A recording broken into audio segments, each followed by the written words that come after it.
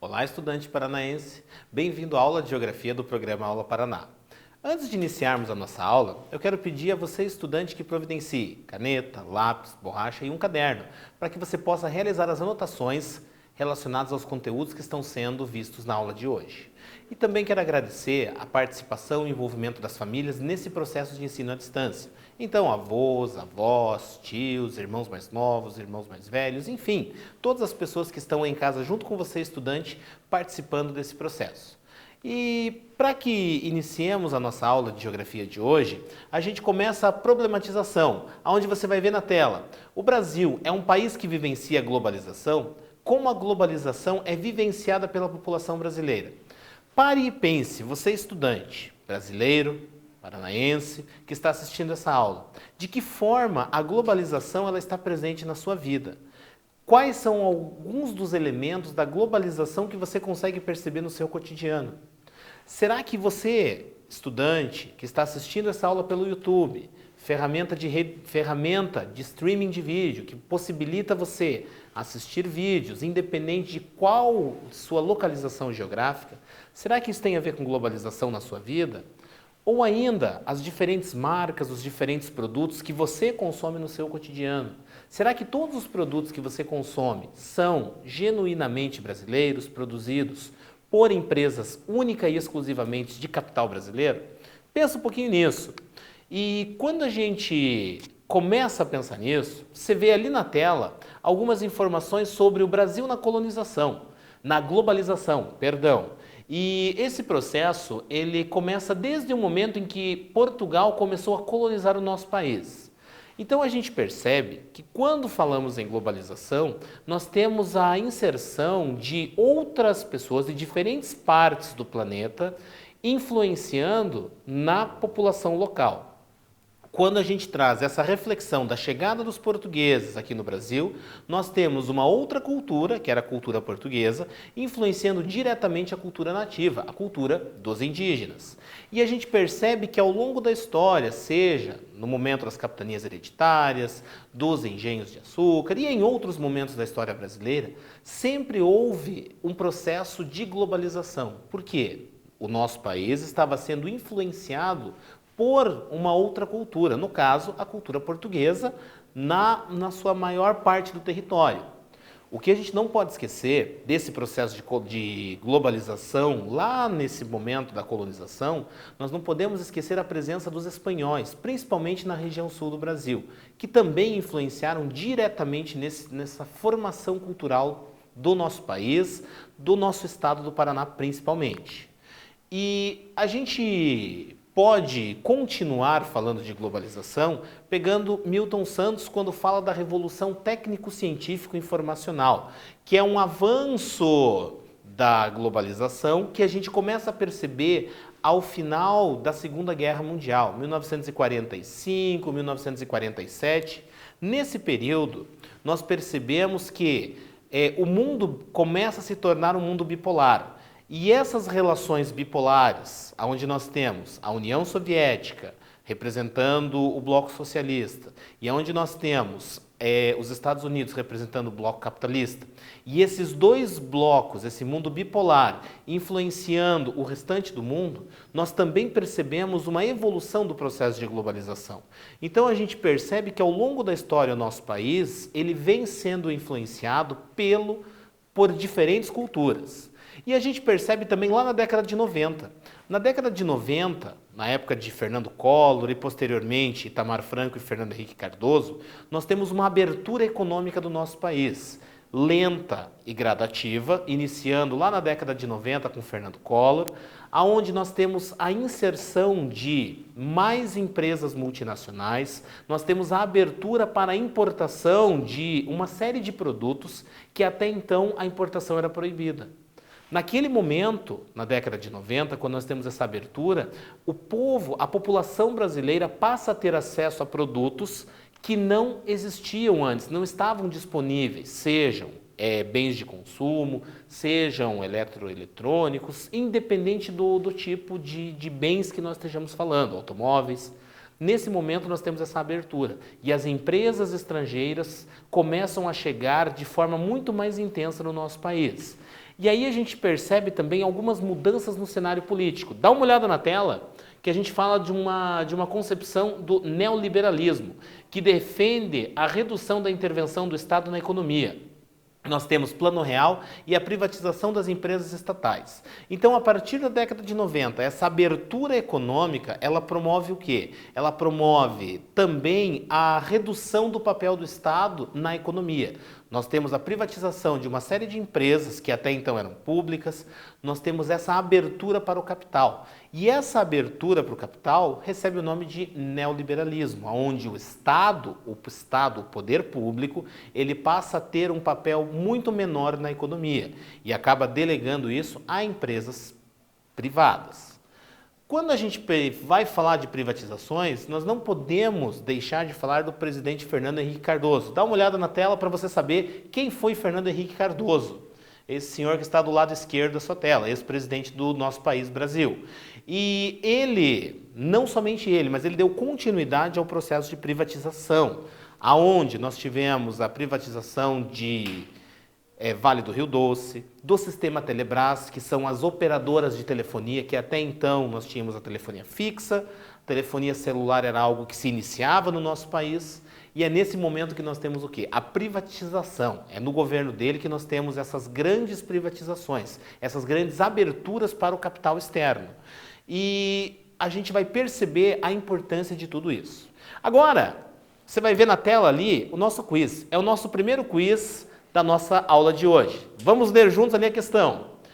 O Brasil vivencia a globalização desde alternativa A, a colonização portuguesa, alternativa B, a eleição de Fernando Henrique Cardoso. O tempo está correndo na tela, pode pedir ajuda para quem está em casa com você. Vamos lá!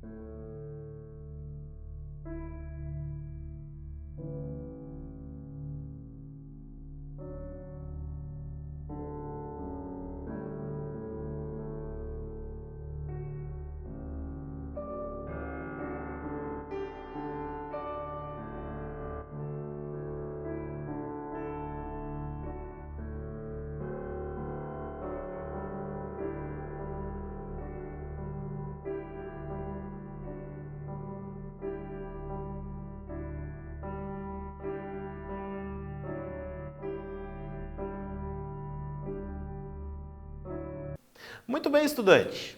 Você respondeu? Vamos ler de novo a questão juntos. Tá ali, ó. O Brasil vivencia a globalização desde a colonização portuguesa ou a eleição de Fernando Henrique Cardoso? A resposta certa é a alternativa A, desde a colonização portuguesa, porque o processo de globalização ele está associado à influência de outros povos sobre a cultura local, ou seja, a influência de portugueses e espanhóis sobre a nossa cultura brasileira. E quando a gente fala, dando continuidade à nossa aula, quando a gente fala da abertura para o capital externo, vamos lá na tela, ó. A partir da década de 90, com a privatização das empresas públicas e a abertura para o capital externo, o Brasil passou a vivenciar situações de aumento da exploração de recursos naturais e crescimento da economia informal e o aumento do desemprego estrutural. Perceba, estudante, a quantidade de mudanças que nós temos no nosso país em função da abertura econômica e da inserção maior no processo de globalização. Nós temos o desemprego estrutural, que, conforme já foi falado anteriormente, é quando as estruturas produtivas de um determinado país, cidade, estado, região, sofrem algumas transformações. Algumas atividades deixam de existir em função da modernização e surgem novos postos de trabalho que requerem mais qualificação. Então, esse é o desemprego estrutural. Pensando no sistema financeiro, como já dito em outras aulas. O sistema financeiro, hoje, ele é praticamente todo automatizado. Você realiza operações sem a necessidade de uma pessoa para te auxiliar. E isso resulta no quê? Na redução do número de funcionários. Coisa que no passado não era necessário um número muito grande de pessoas para realizar determinadas atividades no sistema financeiro. Nós temos também o aumento da exploração de recursos naturais. O que vai acontecer? As empresas que se estabelecem no nosso país e que têm por objetivo principal o lucro, elas vão cada vez mais explorar os recursos naturais a fim de garantir a sua lucratividade, para garantir o seu lucro. Então, são algumas faces aí dessa abertura econômica que influencia diretamente sobre a nossa vida. Porque, além da exploração do recurso natural, nós também temos a exploração da mão de obra assalariada. Por quê? A mão de obra, sendo mais explorada, ela vai receber salários menores, o que vai resultar também num aumento da lucratividade da empresa. Quando a gente fala de desemprego no nosso país, conforme você vai ver no gráfico ali na tela, ó, dá uma olhada com atenção, ó. De mal a pior ali, ele está mostrando a evolução do desemprego desde a década de 90 até o ano de 2018. Você percebe que esse gráfico, ele mostra para a gente que o desemprego sempre existiu no nosso país. E que em momentos ele esteve maior e em determinados momentos ele esteve menor. Este gráfico aqui, ele tem por cunho representar uma situação de desemprego no nosso país. É para você, estudante, perceber que o desemprego, ele oscila. Momentos ele pode ser maior e momentos ele pode ser menor.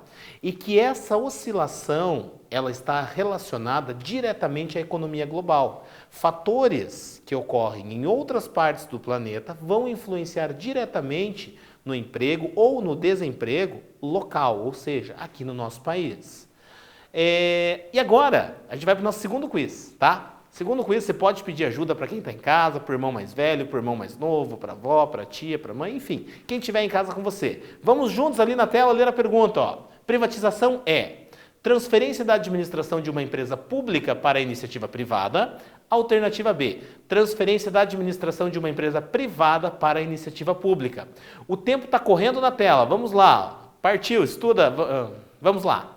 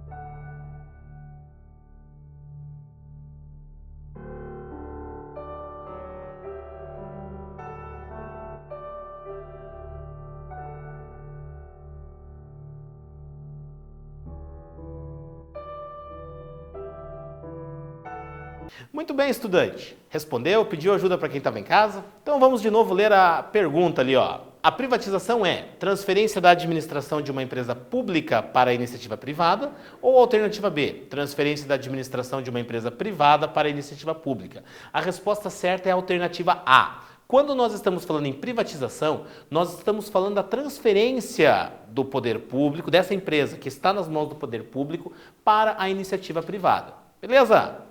Agora a gente vai falar um pouco sobre globalização cultural.